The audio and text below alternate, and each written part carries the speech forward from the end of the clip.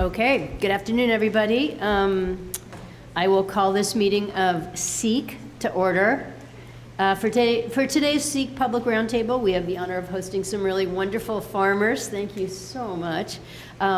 These guys have come from across the country to share some of their stories about why the Inflation Reduction Act's conservation funds are so critical, and why conservation funds in general are why they're critical to the livelihood of American farmers, our supply chain issues, and the challenges we're taking on with climate change. So we're just pleased that you're here today, looking forward to hearing from all of you. I'm Shelley Pingree. I represent the 1st Congressional District of Maine, and you're going to hear from myself, my co-chair, Kim Schreier, today.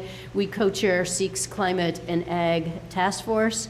And you're also going to have a chance to hear from our other colleagues who are here to ask questions and learn more about what you're all talking about. We all know the importance of climate change. We all know a little bit about the relationship between agriculture and climate change.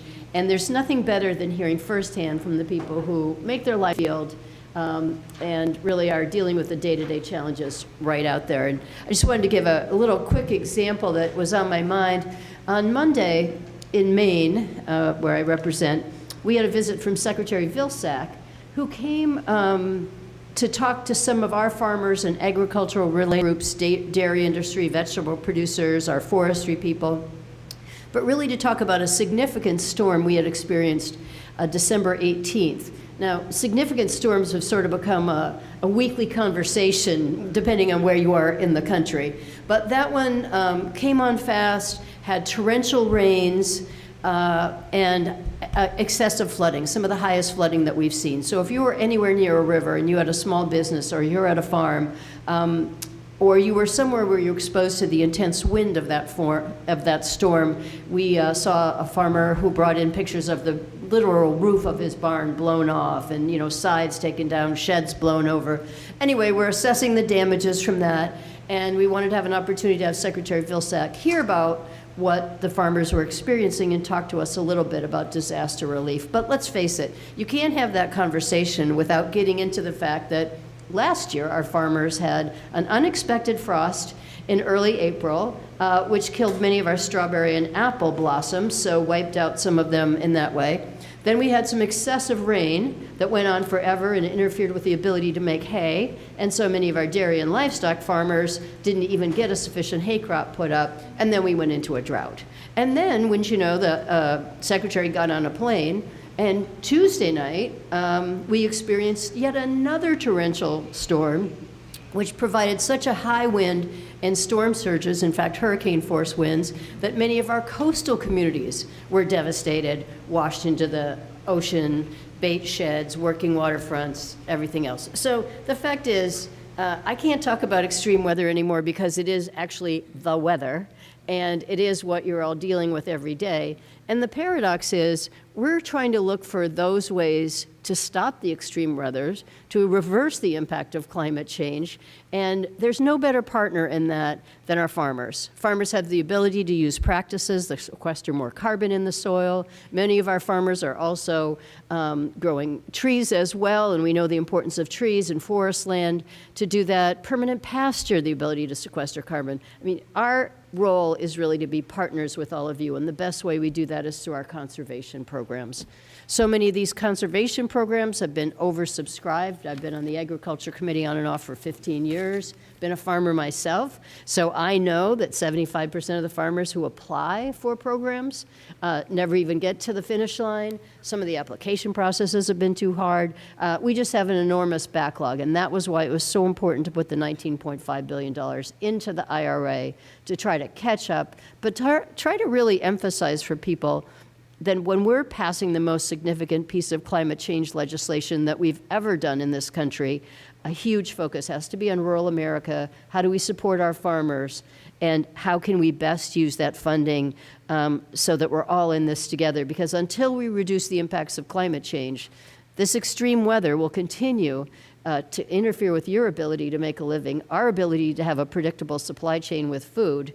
And so it's a paradox, it's a cycle. We're all in this together, and you guys are really, really important important partners with us. So I'm going to turn it over to Kim Schreier from Washington State, and she'll have a chance to talk a little bit about this. We'll get you all introduced, and then we can start hearing from you and asking questions. Thank you, Representative Pingree.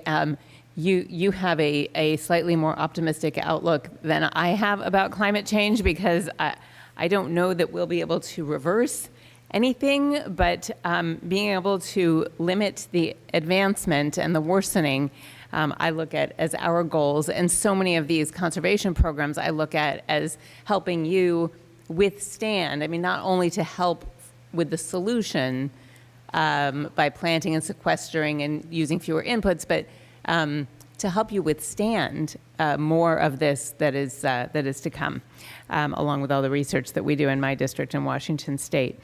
So today we have the opportunity to hear from all of you. You are already working on and adapting to this climate crisis and expanding climate smart practices on your own farms with the help of USDA programs. Those that are already oversubscribed that my colleague Representative Pingree discussed, but also these voluntary programs that are supported by the Inflation Reduction Act. And these are real life impacts that our climate smart investments are having on you, our farmers, our food supply chain, and the very trajectory of the climate crisis. We still have much work to do, and it is critical that the upcoming Farm Bill protect these investments from the Inflation Reduction Act, and they do not get chipped away and used in other places. And so in that spirit, I am excited to welcome all of you today to talk about your experiences and the importance of continuing this important work. I thought we would start with Mike Lavender, Policy Director of the National Sustainable Agriculture Coalition. So thank you for being here, and we look forward to your comments. Thank you. Thank you so much, Congresswoman Schreier and Congresswoman Pingree, for your opening remarks, and thank you to Congressman Tonko and the SEEC Coalition for hosting us here today. As was just said, my name is Mike Lavender. I'm the Policy Director at the National Sustainable Agriculture Coalition. Thank you for bearing with my voice this morning. NSAC is a grassroots alliance of 150 organizations nationwide. NSAC members are the farm, food, rural, and conservation organizations that work with and support small and mid-sized farmers and ranchers. So NSAC's members are on the front lines of Farm Bill policy from coast to coast. Today you're in for a real treat. You're going to hear firsthand some amazing climate-smart conservation success stories straight from the farm. Conservation is at the heart of how many farmers approach their livelihood, and it's a win-win for the farm and for the environment.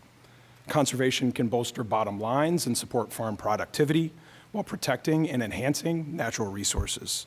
Amidst the changing climate, good conservation can make farms more resilient in the face of extreme weather and make farms, support farms in directly mitigating greenhouse gases.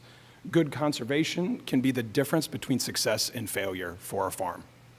As you listen to these stories, I want you to keep one thing in mind, and this was touched on just a second ago.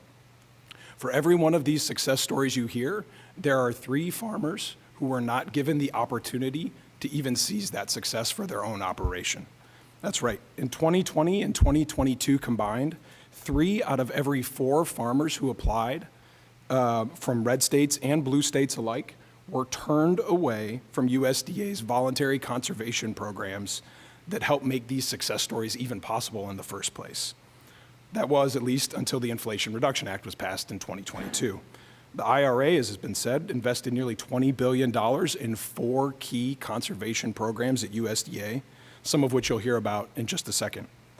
All of these funds were targeted at climate-smart conservation practices, and farmer demand for these funds is already far outpacing funding availability provided within the IRA, reinforcing the popularity of these funds. So, to summarize, we have effective yet backlogged federal conservation programs that are hugely popular among farmers from coast to coast, and the IRA provided a much-needed funding boost and dedicated it specifically towards climate mitigation, ultimately helping to ease the application backlog while building farm resilience. So this sounds like a success story, right? What's the problem? Why are we all here? Well, it's a success so far. At risk in the current Farm Bill reauthorization is the future of these climate-smart funds.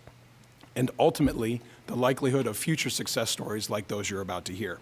Some Farm Bill proposals, including those in the House of Representatives, would rescind these IRA climate smart funds and direct a portion of them towards programs that benefit the largest and wealthiest farmers, or direct them to programs for which only a subset of farmers are eligible. Conservation programs, like the ones you'll hear about in just a couple of minutes, are open to all farmers, whether you're an urban vegetable grower in Detroit or a livestock farmer in rural Arkansas. Fundamentally, the upcoming Farm Bill reauthorization presents a choice. Raid the climate smart funds provided within the Inflation Reduction Act to the detriment of all farmers, but to the benefit of a few of the largest and wealthiest commodity farmers, or protect these popular funds, keep them eligible for every farmer in this country, and keep them entirely focused on conservation and climate, allowing more success stories across the entire country. And with that, I will turn it back over to Lindy and Jared. Oh, go ahead. Excellent. Thank you for that perfect introduction. I don't know, I think there was some talk about a video. Are we doing that now or? Okay, let's do the video and then we'll go to Lindy and Jared right after the video. We run Branch Mountain Farm in Washington County, Arkansas. We run all wool sheep. We have about 60 head of breeding ewes. And then we also raise a few hogs. And we have our 3 kids here. We wanted to try our hand at farming and kind of recreate some of what our families had lost when they left the farm in the 70s, 80s. When you raise kids on a farm, you're just more a part of that fabric of life. We love the economy that can be grown around wool sheep. The fact that you get 2 products, you can raise a meat animal and you can get sustainable, environmentally friendly fiber. When we were looking for land to scale up our operation, we were really hoping to be able to manage our grazing lands in a more sustainable way. And if it wasn't for funding through USDA for new and beginning farmers, we couldn't have done a lot of the things that we did when we got started in farming. It just made us more viable financially. Without USDA assistance, the cost to do things like rotational grazing was prohibitive for a lot of small farms. We used to have what they called the 100-year flood. Now it's our annual 100-year flood. We've lost a lot of soil. We've also seen more extreme rain events. It's hugely devastating for farmers in our region. About the time they can recover from it, it happens again. You're never really staying neutral on your land. You're either building your soil health or you're degrading it. The USDA program was really crucial for our ability to practice rotational grazing. We've seen the land really respond positively. The best case is actually out here behind the house. It's my favorite spot on the farm now. Like, it just grows so much grass. A huge focus of that is increasing your water holding capacity of your soil. And this is what we're talking about. There's dead Johnson grass, and there's Bermuda grass and fescue. It helps anchor that soil as the water is moving. That is both beneficial in times of drought and in times of extreme precipitation. We were able to graze hard through our summer dry spell, let it rest, and then graze it again this fall, which we couldn't have done 2 years ago. It was 20 to 30% more productive as far as hay is concerned. And so because we're largely grass-fed operations, our input costs have radically gone down. Farmers have to respond to markets. And while there is a growing market for climate beneficial farming, that's still a huge transition, and government programs can help bridge that gap. In particular, for mid-size and small-size producers, that's where the USDA can be a huge help. We really wanted to expand our sheep enterprise. If we were able to access funding through USDA in the future, I think we could really build a more robust system. We could put more infrastructure, more practices in place that would mean we can farm for the long haul. It's not just about us, it's about our kids. We want our children to inherit something that we're proud of and to understand their role in the functioning of a thing that's larger than themselves. Because it's something good for the land, for our watershed, for our family, and good for our community.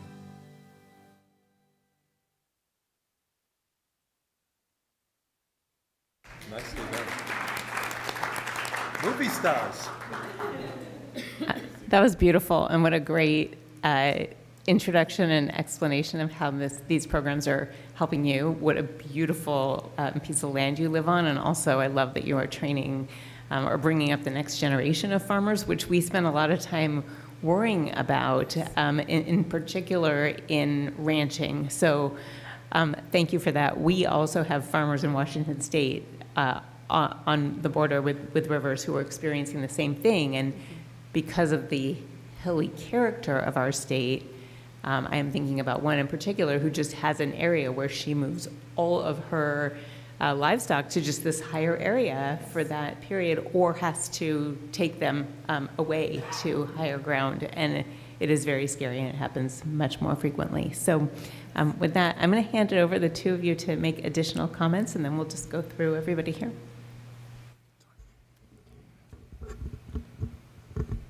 Well, thank you so much, SEEC Coalition members. Thank you for setting a place at the table for us today.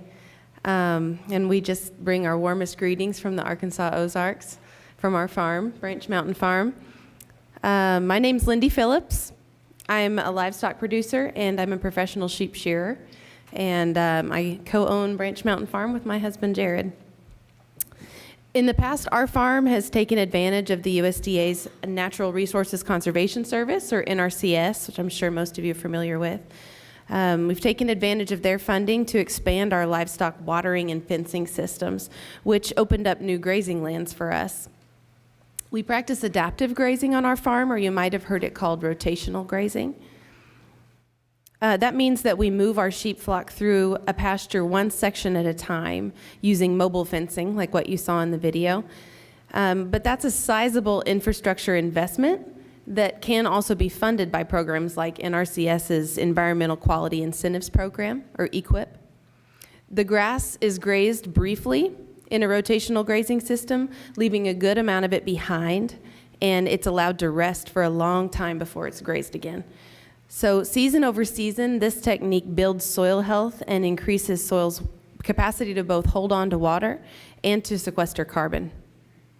This is huge, both in times of drought and in times of extreme precipitation, both of which are becoming increasingly common in our area and across the U.S.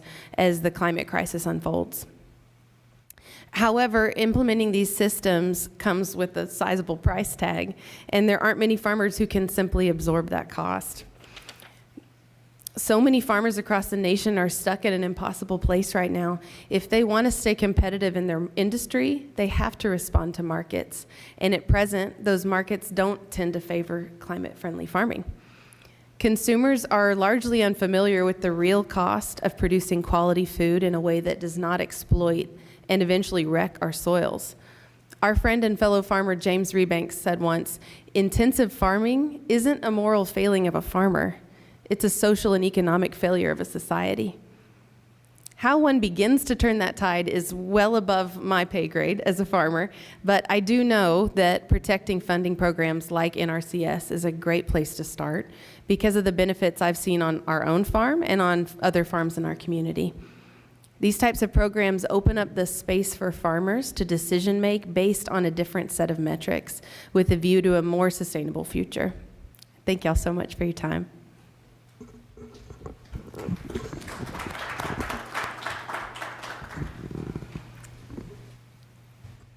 Thank you very much. And now we have Denise and John Jamerson from Legacy Taste. Oh, I'm so sorry. Sorry, Jared. It's all right. That movie made me seem way cooler than I am. So yeah. Thank y'all, members of the coalition, for inviting us here today. Like y'all know, my name is Jared Phillips, and together with my wife Lindy and our 3 children, we own and operate Branch Mountain Farm in Washington County, Arkansas. Thinking about smart environmental action is something that we talk about a fair amount in our house. It's why we farm the way that we do. You all saw those big horses in the video. We rely on those horses to do a lot of the work on our farm. We practice rotational grazing, and we're always trying to get better at building up the health of our soil and the quality of our grass. And to be honest, we're not actually sheep farmers, we're forage farmers, we're grass farmers. Livestock helps farmers manage the grass and improve the soil, which in turn provides many beneficial things for the environment, from sequestering carbon to controlling water runoff. The livestock help us pay to do those things. Farmers, providing not just food but environmental management at a massive scale, are some of the best placed people to help protect ecosystem services that are crucial. But farmers and ranchers are not often supported in these efforts. They often must take low prices for their hard work while being expected to be climate smart on their own dime. And that's where Farm Bill funding is crucial. NRCS funding has been so important in our efforts to grow to meet not just consumer demand in our region, but as well as allowing us to put in place climate smart practices. Our EQIP funding through NRCS allowed us to install water systems in portions of our farm that we hadn't been able to use very well before. And so now we can both improve implemented rotational grazing practices, but also increase our stocking rate, allowing us to help our bottom line significantly. Arkansas, as most of y'all know, is a deep red state. Talking about climate change and government programming doesn't really help out all that much there. It'll cause shouting matches in the local diner if you're not careful. But discussing these policies in terms of dollars and cents, how they help small farmers and mid-sized farmers keep the farm is the way forward.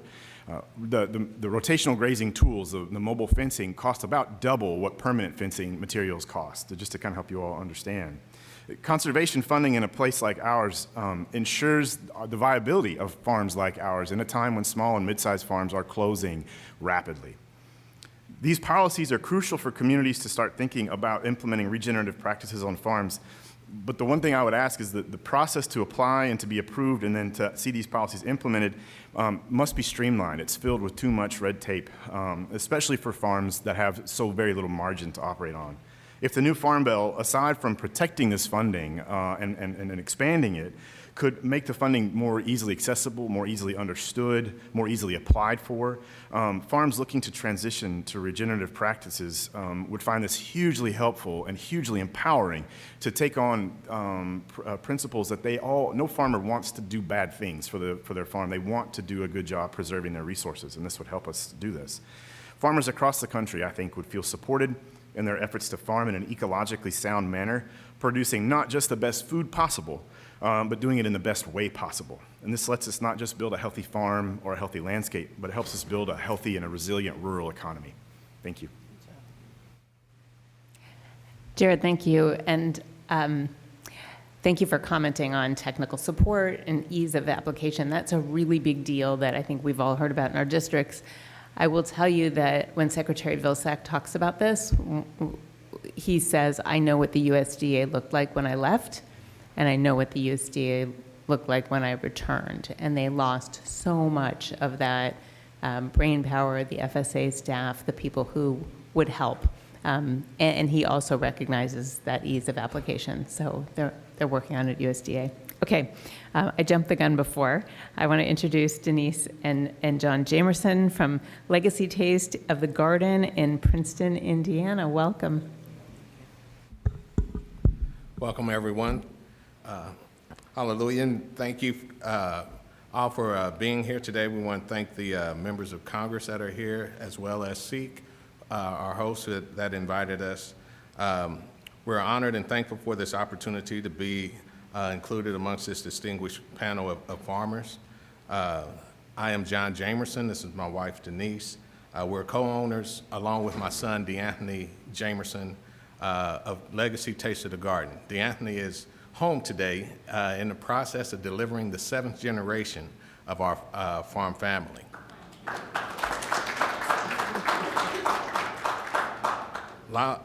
Legacy Taste of the Garden is located in historic Laos Station, Indiana. Laos Station is the last remaining African-American farm settlement in Indiana. It, along with my father-in-law, Norman Greer, are featured in the Smithsonian African-American Museum of History and Culture. My father-in-law, Norman, is featured in there as one of the last remaining African-American farmers still farming family-owned land that they owned pre-Civil War. Legacy Taste of the Garden was created and passed down by Greer Farms. We're black farmers that have been farming since 1855. A small produce farm that operates in Princeton, Indiana, growing garden vegetables and distributing produce throughout various locations in Indiana. Legacy is a family farm operated that was created to pass down the generational knowledge of sustainable and entrepreneurial living. Legacy desires to help bring back that knowledge of growing and using fresh produce and teaching how to obtain a lifestyle in agriculture, entrepreneurship, self-sustainability. Our goal is to close the gap between local producers and local consumers, which will support the communities and economic vitality. We do this with programs that we have with what we have called Indiana Black Loan, as well as the Life Project that we have with various farmers across the nation. Through the past decade, the issues of climate change have become increasingly noticeable with the extremes of temperature swings, floods, droughts, extreme heat, flash freezes. That coupled with the exposure of the issue with our food supply system during the COVID pandemic and high cost of chemicals and the hazards that those chemicals have to our environment is the reason why we're here today. We're asking for you to continue your support of the Farm Bill with the IRA and Climate Smart Ag, as well as your support of the black farmers as well. Hello, everyone. I am Denise Jamerson, and I am a fifth-generation farmer. Thank you for having us here today. The importance of our need to grow food, agriculture products, and good land stewardship is a most imperative investment to our children's future. With the IRA's support and continued implementation of the climate smart technical support and capacity building, addressing the volatile aspects of farming, cost of equipment, growing practices, and soil development, the next generation has a better future and opportunities at sustainability. Legacy Taste of the Garden, in collaboration with the USDA's NRCS Natural Conservation Services and other soil organizations, are dedicated to building collaborative relationships to support and gain access to information, training, and resources available through the workshops to assist BIPOC and socially disadvantaged rural and urban farmers and communities with introductions to participating and access to USDA programs and opportunities in sustainable agriculture, business planning and development, conservation, and climate smart practices. We have dedicated our farm to be a demo farm so that others can witness the implementation of small farm conservation practices such as high tunnels, which is season extensions to help farmers to extend their seasons in these weather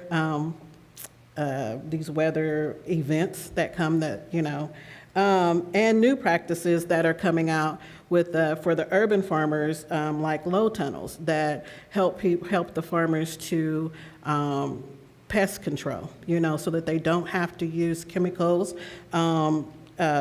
Compost is a new practice, and raised beds and different types of new practices for the smaller farmers. The new practices that the IRA funding has allowed to come available to the small acreage farmers. We understand that although there are great new opportunities, there is a large learning curve for the farmers as well as the staff to understand the planning, implementation, and the use of these practices.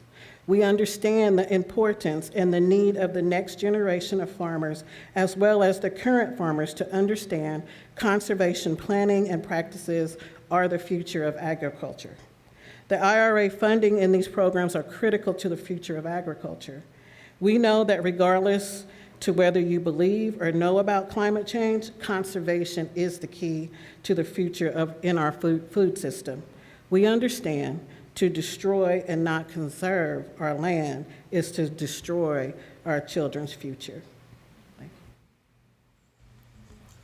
Well, thank you for sharing your experiences and adding to the conservation programs the perspective of Black farmers in this country who have faced injustices from the very, very beginning. But even once there was opportunity to buy own farmland and pass it down by generations, you did not by no fault of your own, have documentation like birth certificates and certificates of ownership that would have allowed that. That was already, that was just the first of many injustices causing many of you to sell off farms and lose accumulation of family wealth.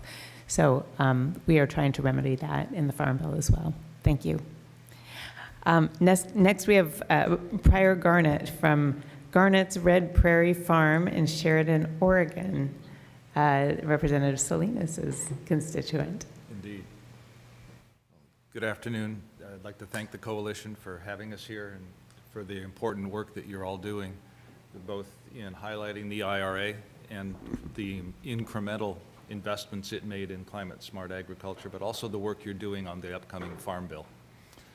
I'll tell you a little bit about my farm and then how we've used the conservation programs that the IRA funded and what I think is important as we go forward into the next Farm Bill. So Garnett's Red Prairie Farm is 92 acres set in gently rolling hills in western Oregon. That's the wet side, by the way. We specialize in growing certified organic grains, wheat, barley, rye, pretty much anything you can eat, mill, feed to animals, ferment, or plant as seed for the future. We farm on 62 acres of our own. We rent a field from a neighbor, and I do contract field work in the neighborhood. So I run about 100 acres. I still think of myself as a small farmer, and in grain, that's probably true. I started farming 8 years ago. I'm a beginning farmer. I don't have a history of agriculture in any of my family background. I had to learn it from the beginning, and I relied extensively on resources from the NRCS, the local district office in Dallas, Oregon, and from Oregon Tilth, my organic certifier, to learn what was available for a beginning farmer and what techniques might be useful. In the very first years, I was fortunate in being awarded contracts under the NRCS EQIP program to do things like conservation cover crops, crop rotations, reduced tillage, field borders, basic farming techniques that are critically important for an organic producer. Many of those worked out. The ones that didn't, we don't use anymore.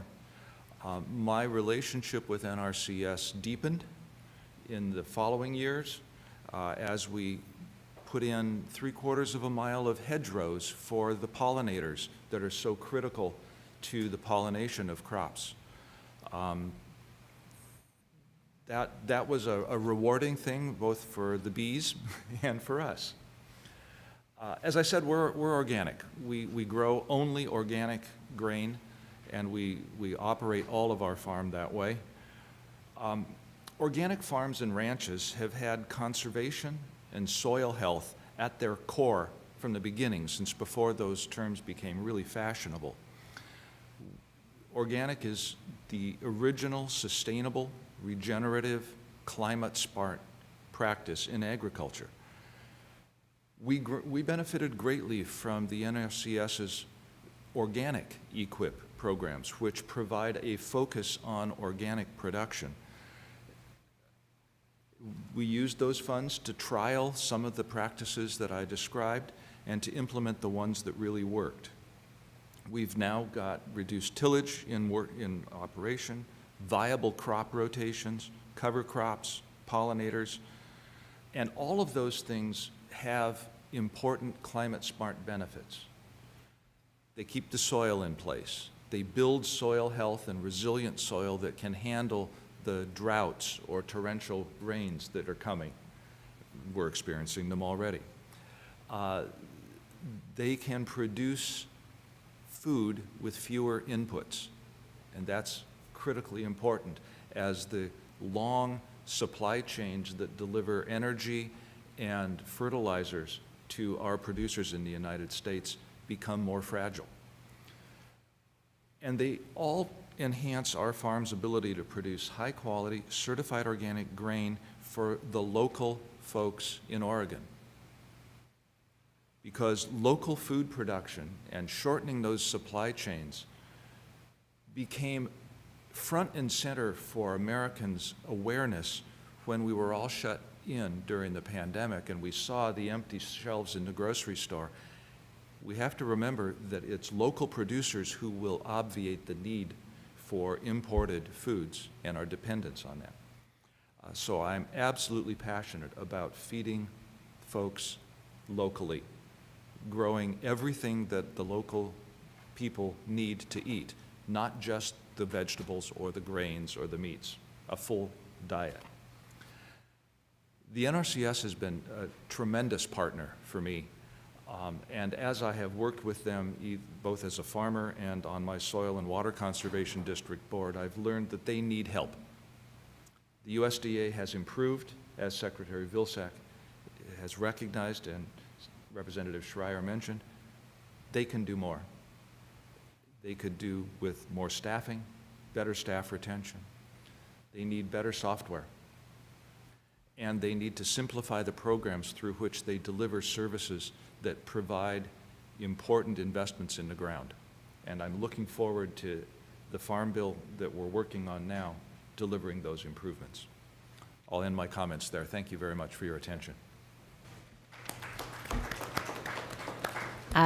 Thank you very much, and in particular for highlighting the importance of local agriculture, which Representative Pingree, Representative Bonamici, and I are all working on bills that complement each other that would allow states to pay local farmers to get their food to food banks. So a steady income for local farmers and healthy food at food banks that is local.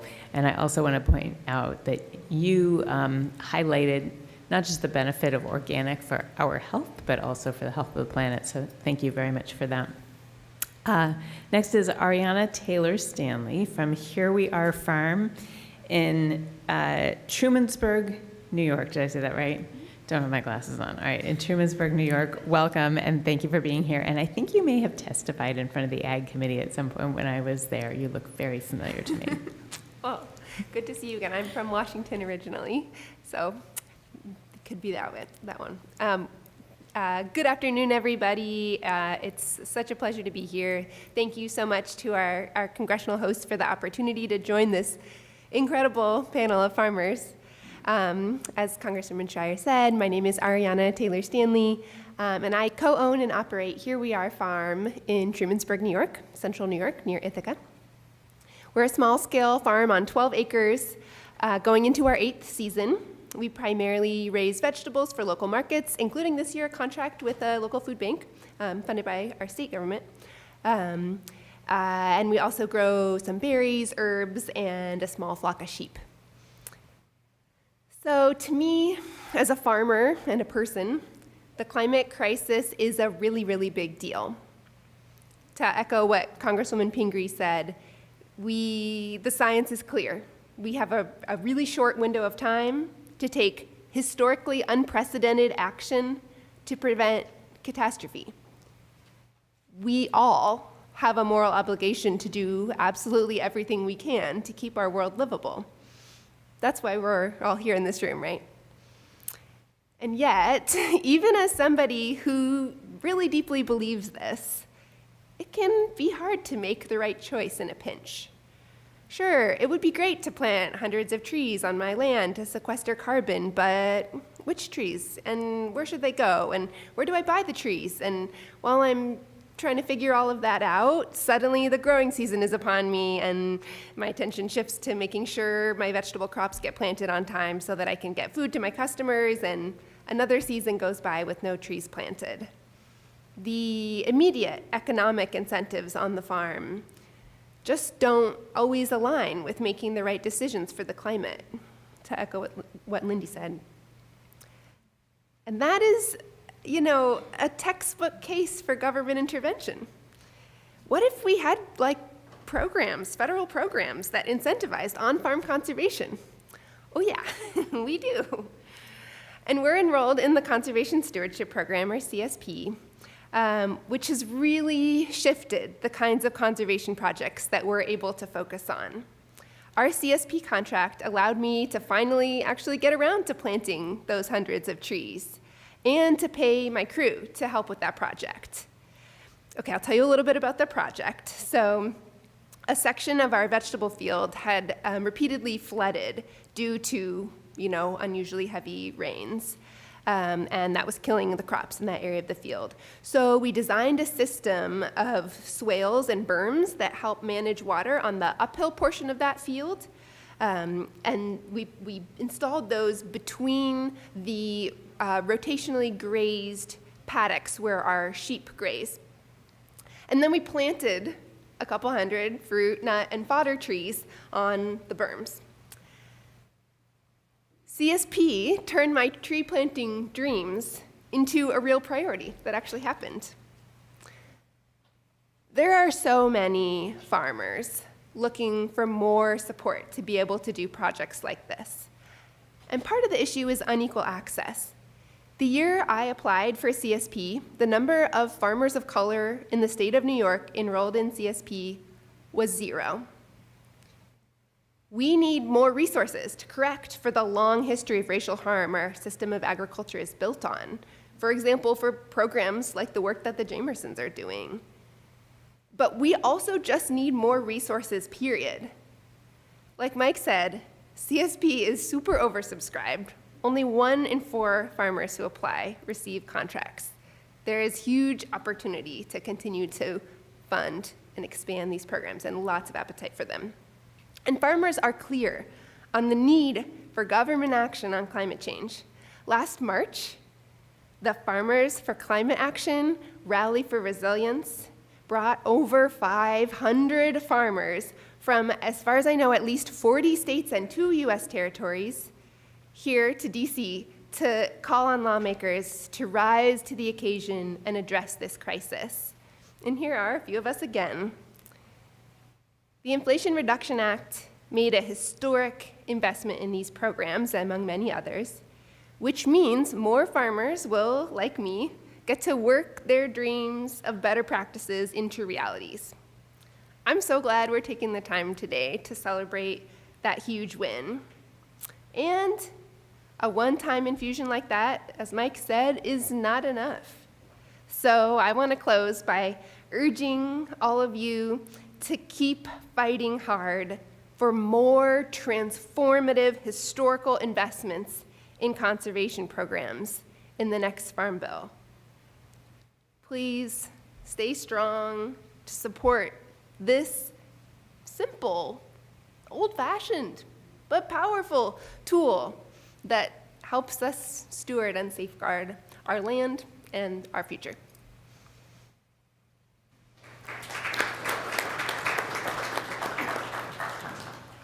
Thank you, Ariana. Washington State and Oregon often in this place get conflated into one state, I guess called the Northwest. I feel like people don't really know the difference. Similar weather patterns, and so now you have an orchard in addition to the rest of your farm, but the ability to prevent flooding and absorb that water is pretty incredible. So thank you for sharing your story. I think the first question is going to come from Representative Salinas. Thank you, and I will be quick. And thank you so much to all of you for being here again and just sharing your experiences. And thank you to Congresswoman Pingree and Schreier for pulling us all together.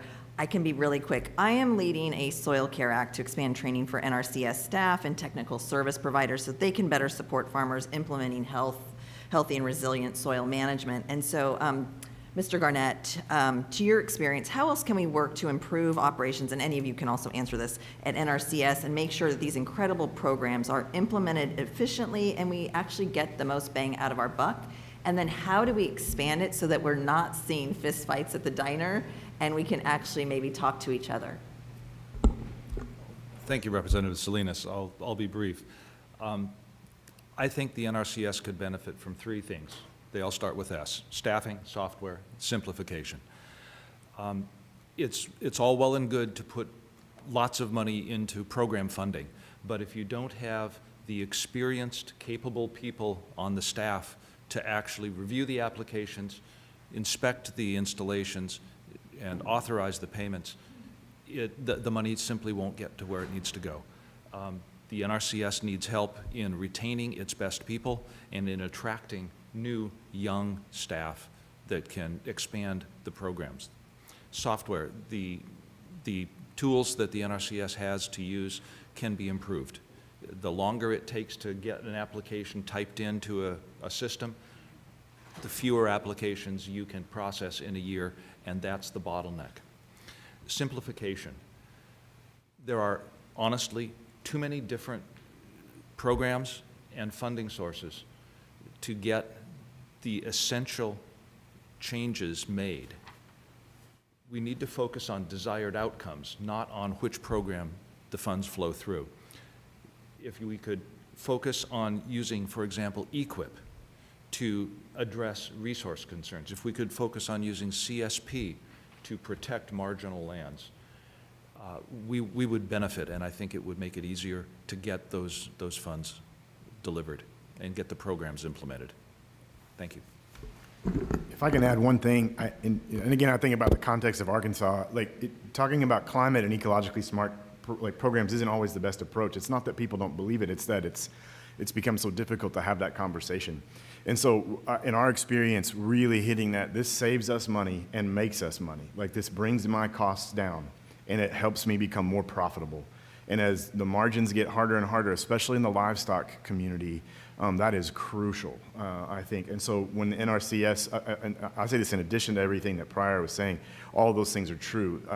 But I think as NRCS and EQIP are going out into the communities, really, I mean, honestly, a marketing campaign to say this, with research behind it, say this will improve your profitability on the farm, or even if it doesn't improve the profitability, it'll improve your resilience. It'll let you stay on another generation.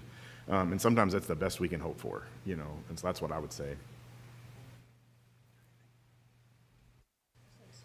Maybe even, I hate paying taxes too, but this is bringing that money back home to me. All right, Representative, I don't know who's next. I've not been paying attention. Is there a list? Okay, Representative Bonamici. Thank you so much. Thank you to SEEC, but really thank you to all of you for coming here and sharing your stories. I served on the Select Committee on the Climate Crisis for 4 years, and we wrote a comprehensive science-based climate action plan that formed the outline of the Inflation Reduction Act, and certainly conservation is really critical. Representative Salinas asked one of the questions I was going to ask Mr. Garnett. I had, of course, Sheridan and Yamhill County in the district for a decade. You're in capable hands now with Rep. Salinas. When we talk about policy in the abstract, it's not nearly as meaningful as when we hear a story about how policies affect your work, what you're doing. And you've really beautifully told us about what it meant to have the support of these wonderful programs through NRCS, but maybe if each of you could just quickly say, what do you think your farm and your life would be like now if you didn't have this assistance? What sort of emphasize what a difference it's made in your farm? Do you want to start? Maybe just go down the line, Ariana.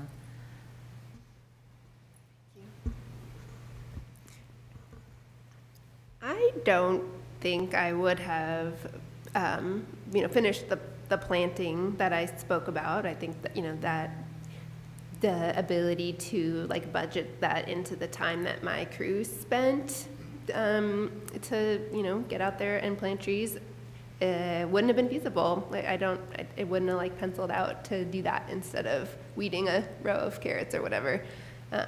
So thank you. Yeah, that to me that's very clear.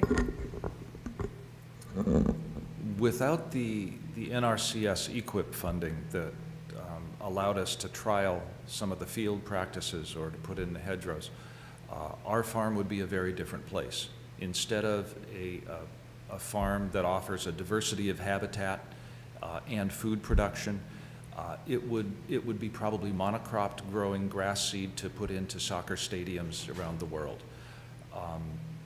Not to say that that's not important, but my priority is different than that. Appreciate that. I simply could not have done what I have done on my farm without the technical assistance and the funding incentive that the NRCS EQIP programs provided. Excellent. And thank you for your suggestions on streamlining, staffing, and software. The Jamersons? I'd like to say with our farm, the benefits that we've received from it, especially with the EQIP of the high tunnel, it has extended our life of our growing season.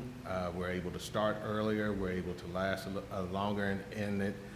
One of the things that I think that is beneficial to understand about these things is that farmers in their farming practices that are growers basically get paid once or twice a year.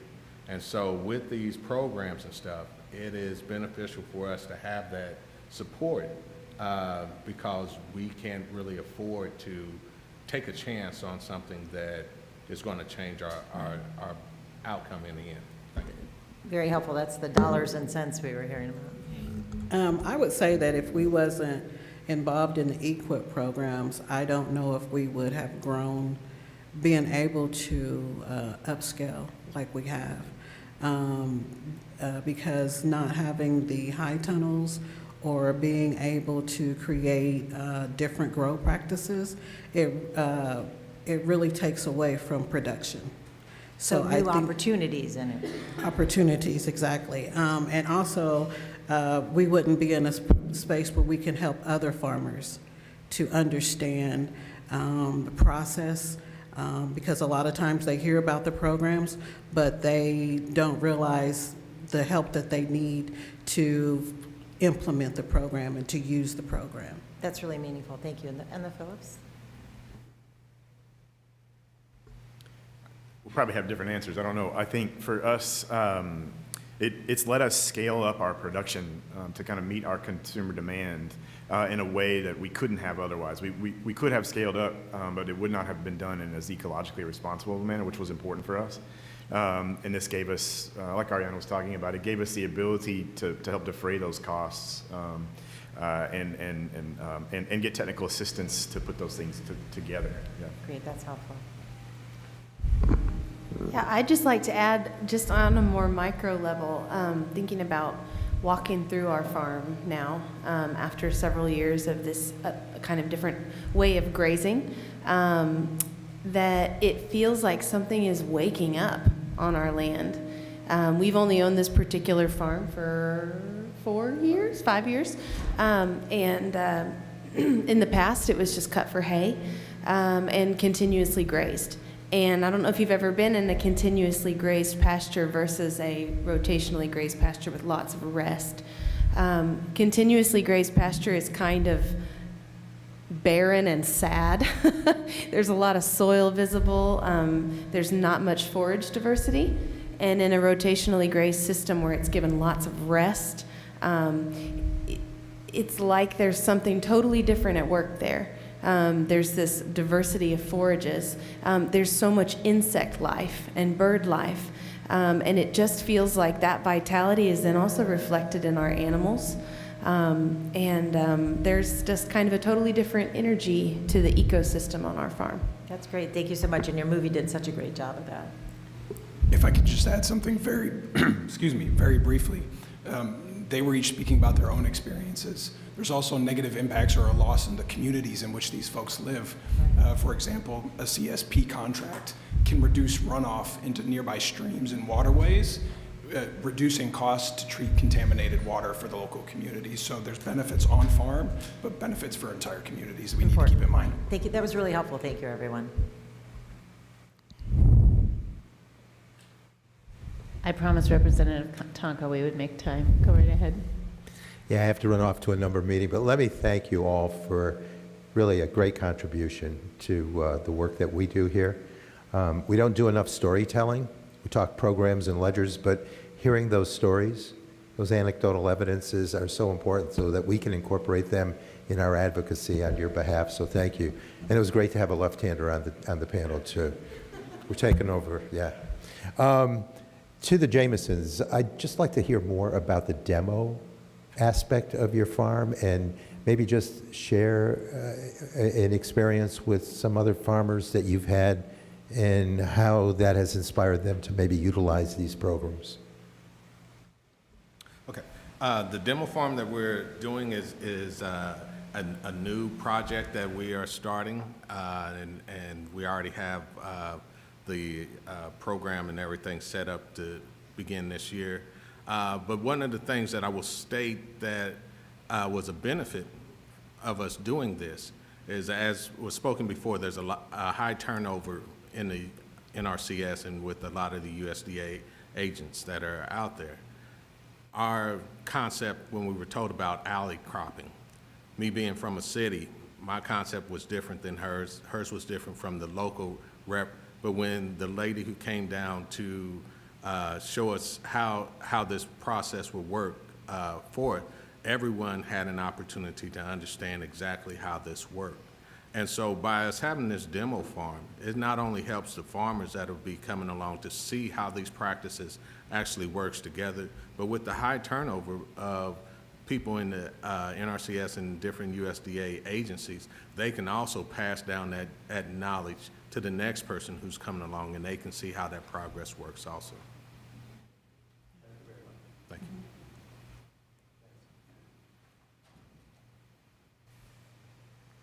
Any more questions from members of Congress?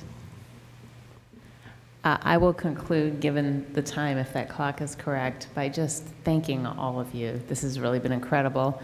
I will echo the comments about storytelling and how important this is when we are thinking about programs, both the way they're enacted, simplified, which is under the jurisdiction of the USDA, but we certainly make comments, and in terms of how important these programs are. So congratulations on having used them so well, and I wish you the best in future endeavors, and wonder, what the next steps are. So it is not a question. It is just a big thank you and a conclusion.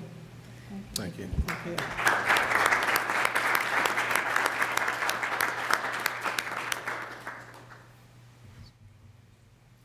I don't really, I guess I should say thank you too. Sorry.